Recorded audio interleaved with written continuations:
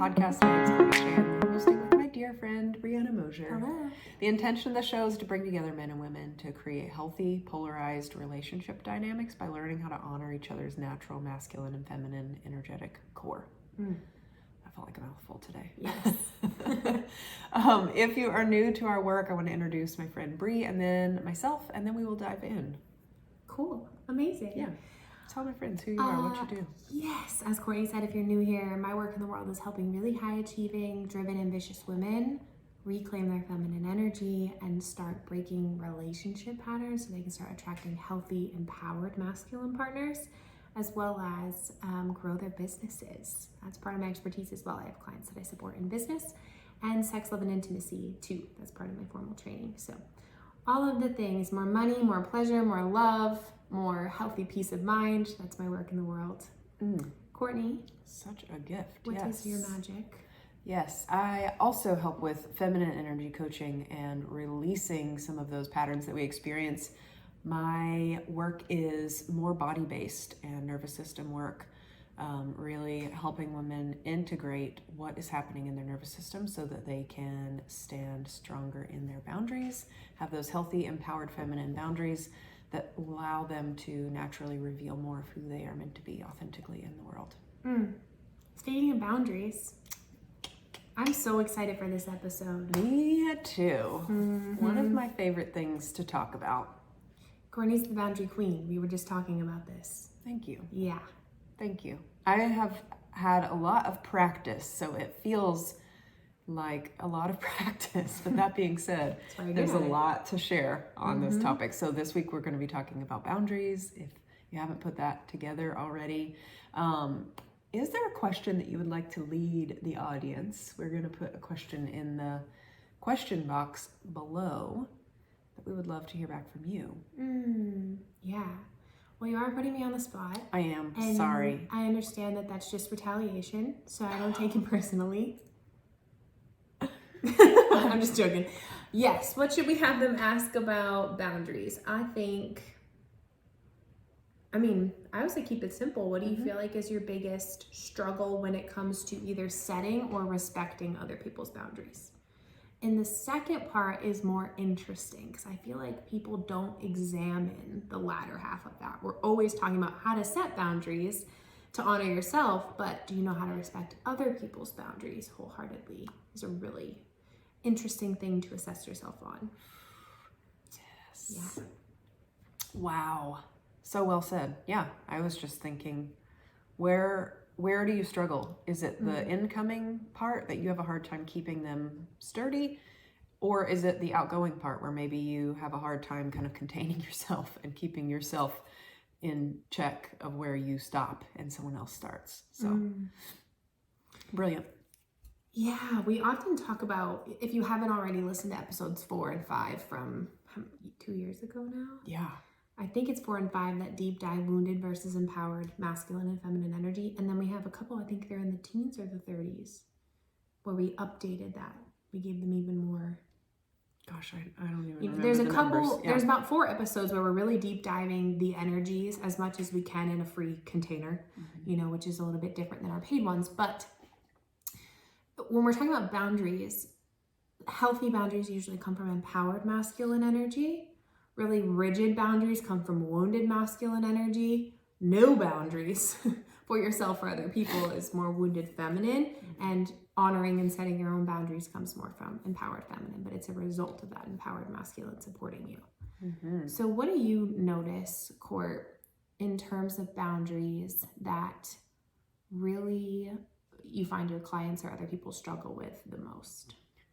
My clients particularly struggle the most with the outgoing boundaries. They would think that they struggle with setting boundaries, but they have the hardest time setting boundaries with themselves. And that is going to show up as having a hard time honoring what their limits are, saying, I've actually had enough. I need to go home and go to sleep. I've had enough, stimulation at this party. I need to pull away and have some alone time. I have spent enough money. I have eaten enough. There's all these like kind of upper limits that my clients in particular really struggle with, that is going to be in that kind of containment category that I would call. And as a result, what we were talking about before we got started is when you struggle with your own upper limits, you actually will need other people to come in and fill the space for you. It's going to automatically put you in more of a wounded feminine vantage point. And it's so interesting because I think that's so well said. When women are experiencing that, I don't know how to set boundaries. Their felt experience is I'm overgiving, I'm being generous, I'm being kind, I'm being helpful. That's kind of the thought process. But as Courtney's saying, that also informs how we receive other people's boundaries and how much we can inadvertently, not meaning to, pull on other people to fill us up because we're not respecting ourselves and noticing, oh, I'm overfunctioning. I was just telling Courtney, I was overfunctioning this week. She came into my house with a little mess and I was like, to be honest with you, I didn't respect my own boundaries. I had to go do X, Y, Z to do that. Yeah. We almost get to a point where desperate times call for desperate measures kind of thing. When you are overstepping yourself on a consistent basis, you either have to like bring the hammer and just cut that off completely, or that feels like the most intuitive thing to do, or you will fall into this kind of victim space of like needing to be, taken care of, because, and the truth is, where the problem is, as I see it, is that you're not able to sense where your limits are on the upper end, and therefore you're constantly going beyond them. That's been a pattern that you've been conditioned into. It can be resolved, but that's where the awareness, I think, needs to happen.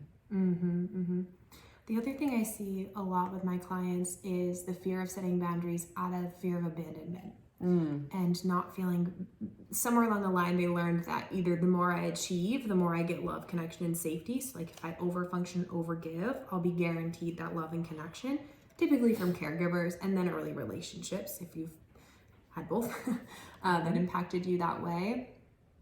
And the other side of it, hold on, the thought just ran out of my brain. What was I just saying? What a luteal phase moment. if Can you tell I'm about to bleed in a week? And that's it, folks. The brain is offline. What did I even just say? If you are constantly overgiving, that you are doing it from a place of needing love and validation. And fearing abandonment. Yes. And it shows up with romantic partners as her kind of, you call it pre-boundary grief, right? Where you start realizing, oh, I'm overfunctioning. Okay, I need to set a boundary. What if they leave me? What if they don't see me as valuable anymore? A lot of women, especially high achieving women, which is like my specialty, overfunction because they think it makes them more valuable to their partner, and their partner is less likely to leave. Until you heal that core abandonment wound, boundaries are going to feel pretty hard. Oh, yeah. Wow. Gut check. It is the gut check, isn't it? Yeah. And this isn't actually whenever I talk about boundaries, it can create some like self-consciousness or shame. And the reality is, the way that I have reduced the amount of shame that I experience when I'm thinking about setting a boundary or noticing like this upper limit of mine, I can't go beyond that, is to reframe it as, this is my humanness. This is me being human. And we'll associate it with shame when we have historically had that dynamic, because we probably were shamed out of that upper limit historically. And that's why we have that kind of like close association with shame. But if you can reframe that shame as, this is my humanness, it's easier for me to give myself compassion for the fact that I can't go further right now. I need to take a break. I need to rest. I need to, consolidate and take care of myself. That to me feels more like self-honoring than if I were to continue pushing beyond that. As you become aware of where you push beyond your own limits, notice where the shame shows up. That's there to inform you of where your human limits are. You don't have to be superhuman and operating in these like, extra limits. Extra credit all the time. Yes. Yeah. Gotcha. Yeah, thank you. I was gonna say extracurricular, extra in that sense of like beyond, above and beyond. Points. Yes, you don't have to be gathering points all the time. You get to just be human, and that's the part of you that you get to be speaking with on a more intimate basis and reframing what this experience actually needs to mean. It reminds me of when you had said how people overgive and overfunction to stack the deck in their favor so that when they need something, they can kind of pull on it or feel justified. So again, it could be receiving wounds because you don't feel like you can just receive the support. But it's important to notice where your snag is with the boundary. Is it fear of abandonment? Is it fear of receiving? Is it what we had said in the beginning, wanting to be more valuable and achieve and chase love and validation? Because all of those can sort of be cyclical. So when you're over functioning and over giving, and part of it is stacking the deck, then you expect somebody else to come in and, as Courtney said in the beginning, you pull on them, right? Oh, well, they need to fill in this gap. And so you kind of end up in this codependent dynamic where you're both breaching each other's limits and boundaries all the time, but no one's saying anything. I would just get curious with whatever we're saying. Whenever you feel a bodily response, we both are somatic-based practitioners in our work. Your gut twist or your chest kind of caves in a little. That's a moment to be like, okay, is that true for me? Do I need to lean into that? Without shame, it's just self-awareness, and that's where you move from to get better at this stuff. But get to the root of it. Like just going for, I need to be better at setting boundaries, and not addressing why are boundaries hard for me to set. Where did I learn that? What is coding in my brain? Setting the boundary means abandonment, means I'm not as valuable anymore if I don't overfunction. What's the thought pattern? I'm getting into coaching mode here, but start parsing that out and back it up to the actual wound, because behavior change, but if you don't do it from the root, it's just like an illness. It's like taking ibuprofen for chronic headaches. You got to get to the root of why you're getting chronic headaches. Yes. Drink your water. I know you're all dehydrated, girls. Yep. This is a moment to take a sip of water, everyone. Stay hydrated. Water break. Oh, I love that. Such a great point, though, because if you are someone that is operating in that chronic space, this is how you've been taught to brace, to frame the world, and your body is going to be wired in that way. And you'll notice it where you stop breathing, where you like clench, where you tighten, where you, that's actually where the boundary is for you. If you can kind of soften into that, that's where the information will be for you. I think another common dynamic that's worth saying, especially with the culture at large right now between men and women, is if you've grown up seeing mom overfunction in the household and take on, we did a whole series on emotional labor. It's Courtney's zone of genius, the emotional labor, the household labor, and fair play vibes, right? Like making sure everyone's contributing and feels supported. But if you watched mom work a full-time career, take care of the kids, do all the meals, clean the house, which I know I saw that happening.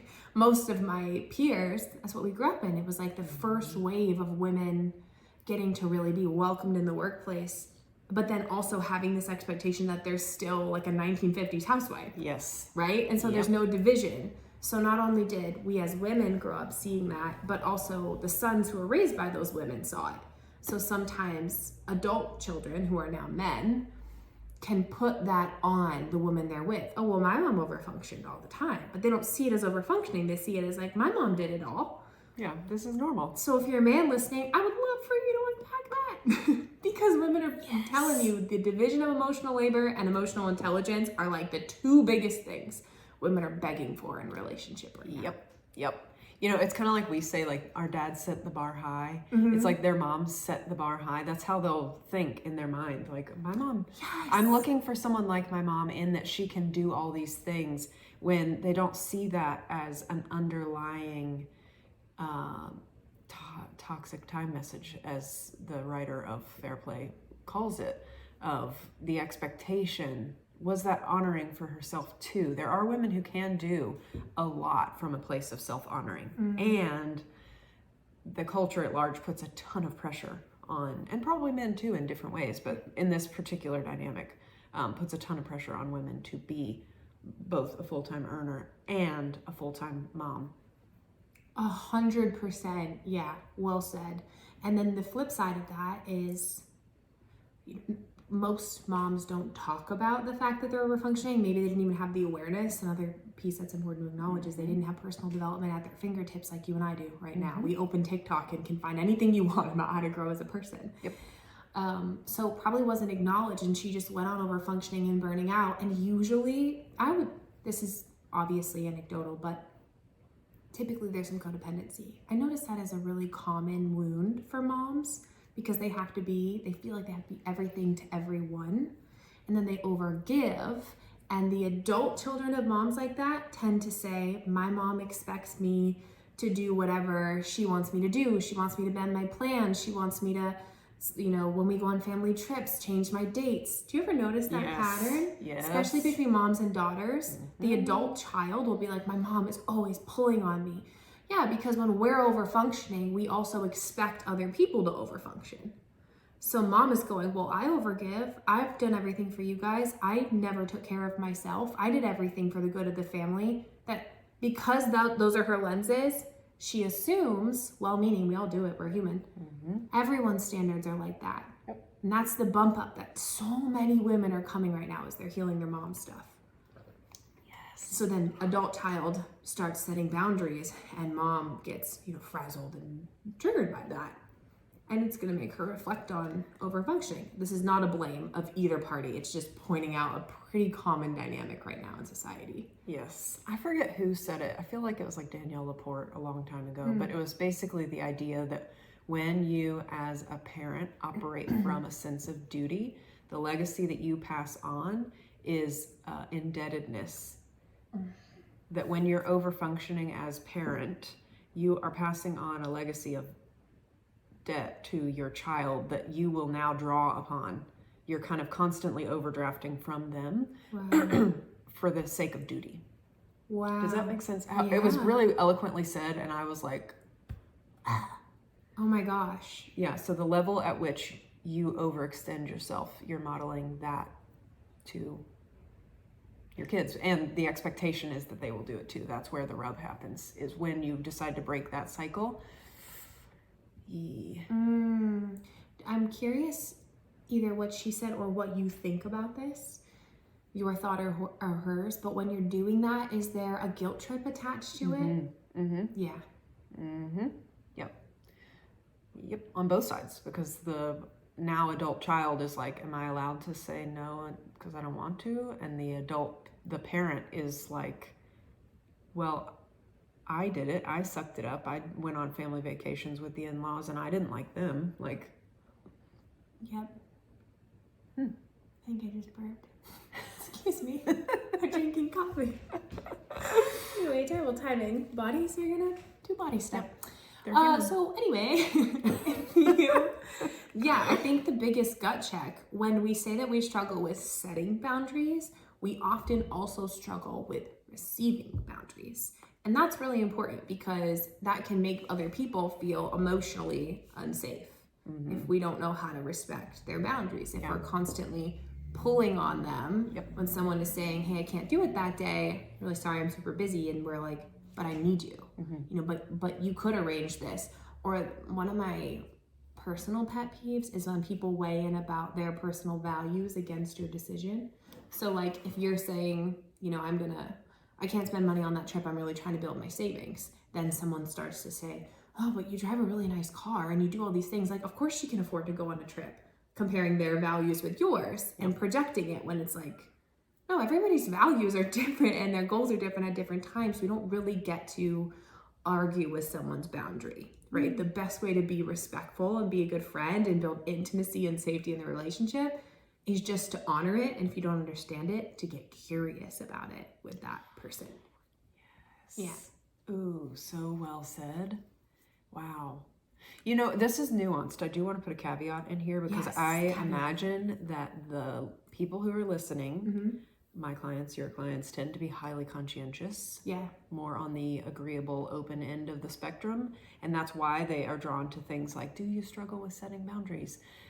But the reason that hasn't clicked, this is kind of like the back door of why that necessarily hasn't clicked, is because it's creating a cycle of needing because you've overstepped. You're needing now. Yes. That is where I think, until I started seeing it that way, boundaries felt like something that I needed to really learn how to do and like buckle down and just, you know, be a bitch and like bring my boss bitch. Like, yeah.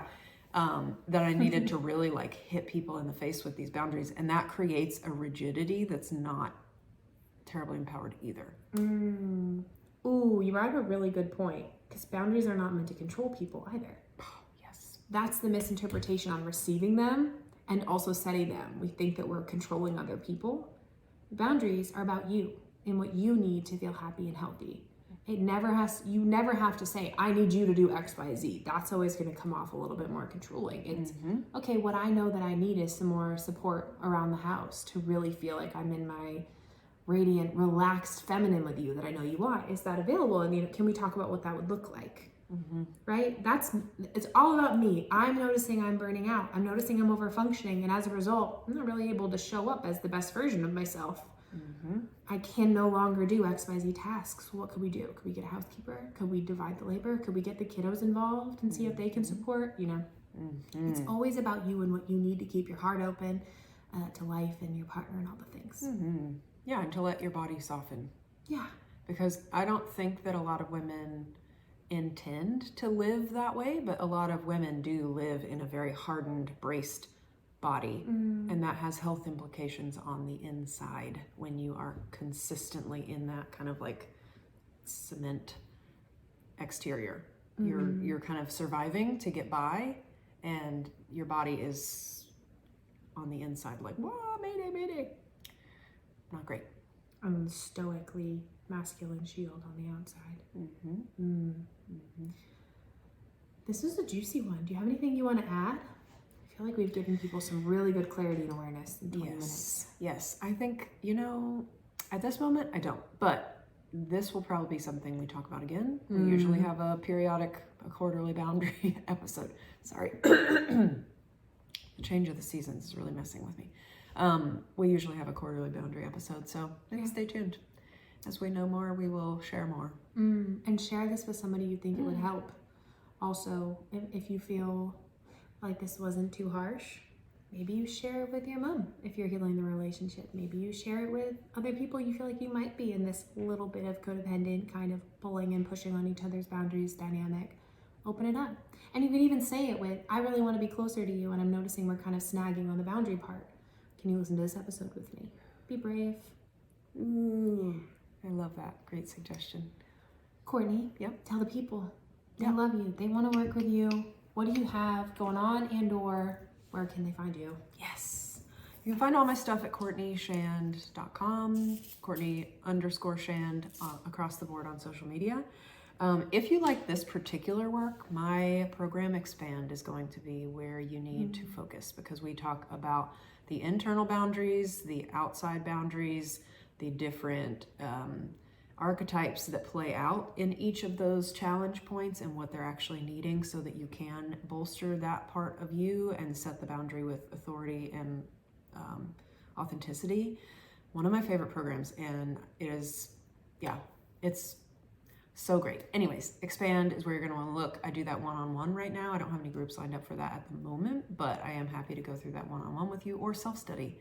It's built to be self-study, and that's going to be on my website, CourtneyShand.com. I'll link it in the show notes as well.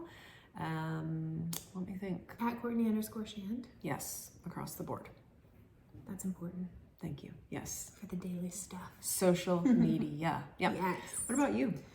Lots of exciting things. I have a Fundamentals of Masculine Feminine Energy training you can jump into anytime. It's a 2-hour training. We go over lots of different archetypes, the eternal boy, the eternal girl, the narcissist, the king, the queen, all those things, and how you can really discern and identify with which energy you're in or which energy somebody else might be in. I'll put that in the show notes. And then I also have a group program launching for women, specifically high achieving women who want to break these relationship patterns and start attracting healthy, empowered masculine partners and deeply embody their own radiant, relaxed feminine energy. I'm keeping the details a little bit secret, but I think when this launches, it'll be more public. So check the show notes if you want to see the link on that. It's starting January 1st of 2024. Ooh, how fun. Yeah. So you have time. If you see this and you want a spot, fill out an application. We'll chat about it. Oh, how fun. Perfect. All right. All right. We will see you guys later. See you later.